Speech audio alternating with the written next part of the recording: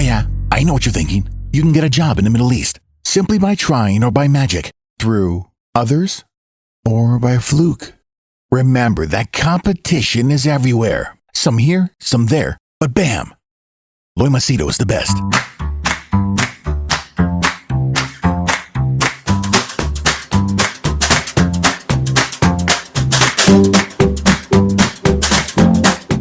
Point number 11 is maybe the most important thing of them all, is money. Do you have money? One is, do you have money to sustain for the next 12 months if you don't earn anything? If you don't have that kind of money, don't get into coaching or consulting full time. You need to have at least 12 months worth of savings. And after that, when you start the business, remember you'll have to keep putting in money. If not money, your time. And it takes time to build anything, man. It's not going to be simple. So treat it like a business, and that is where you need money. And yes, this is another thing people don't think about. What is your charge for 15 minutes, 30 minutes, 1 hour, 90 minutes, 2 hours, let's say 1 day, 1 week, 1 month, 6 months, 3 months, 6 months, 9 months, 1 year? Do you have rates for all this? Do you know what you specialize in? You must have this. If you do not know about all this, how will you earn money, man? If someone comes to you coaching, how much do you charge? Oh, I don't know. Number 12, I told you, there is a waiting period. Give yourself 2-year waiting period. After you have decided you want to be a coach, you need to save for at least healthy 2 years, minimum 1 year. If you want to take it as an experiment, then save at least 6 months. Try it out, but then go back to your job, whatever it is you're doing. Otherwise, it's not sustainable. Point number 13. Let's assume you start earning. Okay, fine, you're earning. Hey, good. And you're making money. But now, is it sustainable? How do you know if something is sustainable or not? Calculate your expense per month. Whatever is your expense per month. Are you earning that much? Obviously, if your expense is 1,000 and you earn 1,000, means you save 0, right? You need emergency.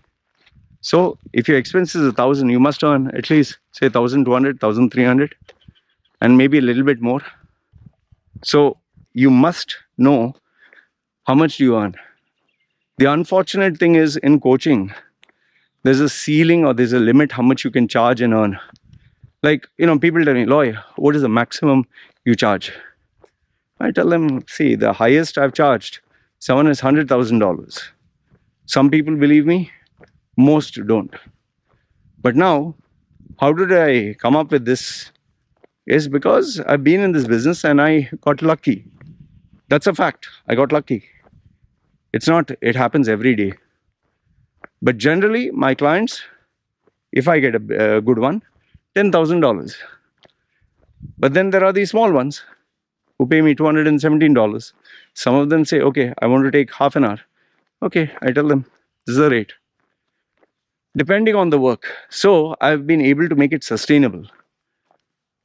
Now for you, you need to figure out how much do you charge? Okay, you'll work 8 hours or 12 hours a day. Fine.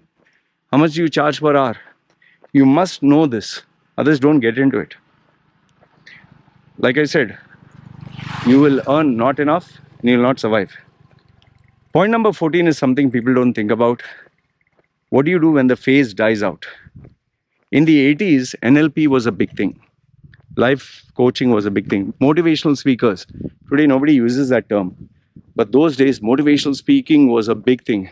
Remember people like Jim Rohn, Les Brown, Tony Robbins? Today, that phase is gone. Today, hardly anyone is a motivational speaker, or even if they are, nobody cares. So that phase is gone.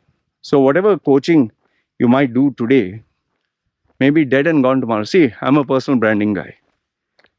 Would personal branding be there maybe by the next generation? I don't know. My belief is, yes, you may need it. You will need it. But will the coaching business be there? Or would people be smart enough to say, I don't need it? See, nobody knew, nobody could predict Google would be there. That killed off all the encyclopedias. Uh, there's no need now to memorize anything. YouTube destroyed videos and blockbuster franchises. The smartphone destroyed Kodak. Smartphones destroyed the wired phones, and text destroyed the postal industry. So the same way, this may not be exist. In fact, my career of speaking online, this was not there a few years ago. So in the same way, maybe your phase will die out. Point number 15 is something I've always asked people: why you? Why should someone pay money and come to you? If you do not have the answer to this question, and remember, online today, you can get for free, you can get people better than you, more qualified than you, even more attractive, more famous. So why you? There are so many competitors to mine, although I don't know who they are. Some are earning like Gary Vaynerchuk. Half an hour you have to pay him $15,000, half an hour just to talk to him. $15,000. You might say that's ridiculous. He will say it's super cheap. Tony Robbins, he might charge from 1 million to 10 million US dollars, depending what it is, which project it is, how long it is. So you have to ask, whatever you're charging, why should someone pay you? Point number 16.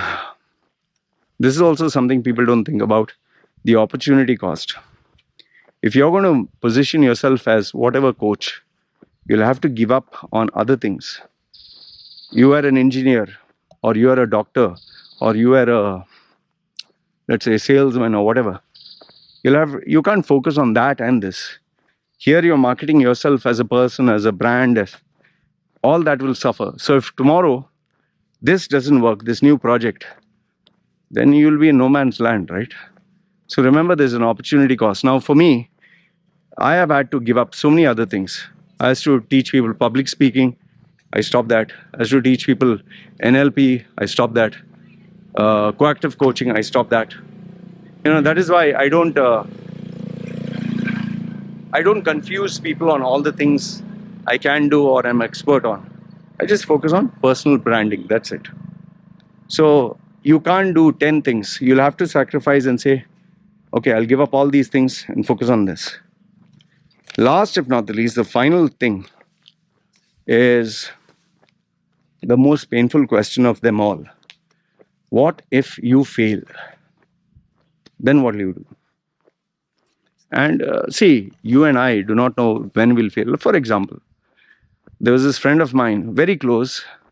He kept pestering me to open up a bar, a pub, a restaurant here. He didn't want it to be very big. He said, I'll pay the money, you run it.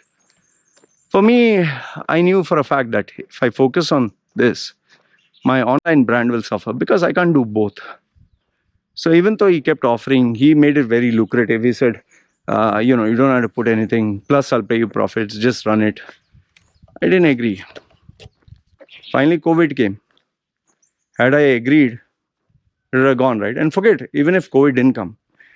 Here in Thailand, where I stay, even before COVID, every single year, you have multiple businesses opening and multiple closing down.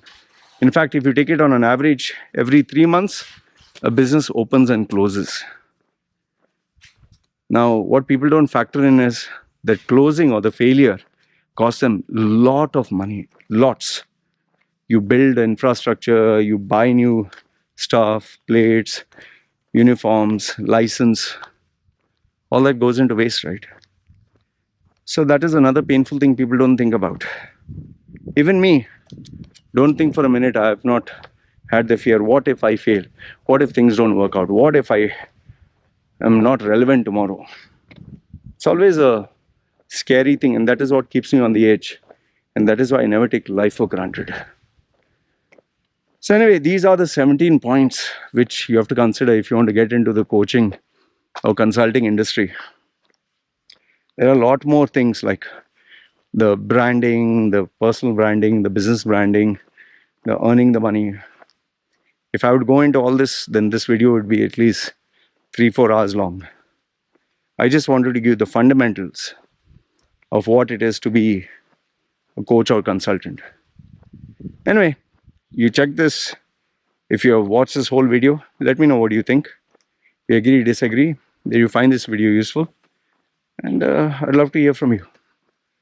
You guys take care, and remember, end of the day, whoever gives you opinions or ideas or suggestions, take all the advice, but in the end, you take your decision by yourself and hold yourself responsible and accountable, because end of the day, good, bad, ugly, you'll be the one to face the music.